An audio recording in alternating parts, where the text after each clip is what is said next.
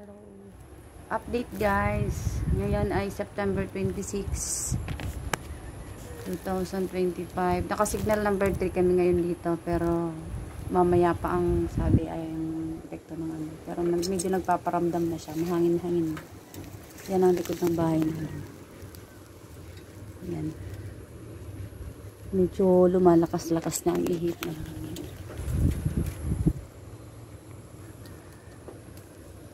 Yung last na bagyo, bagyong Christine, bahang-baha yan dyan. Ang taas ng baha dyan. Kasi dyan, malapit lang kami sa ilog. Yan po ang ilog ngayon dyan.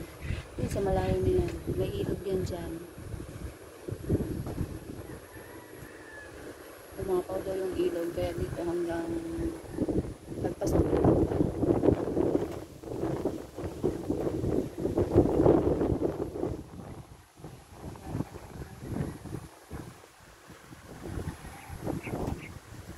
Mainit pa.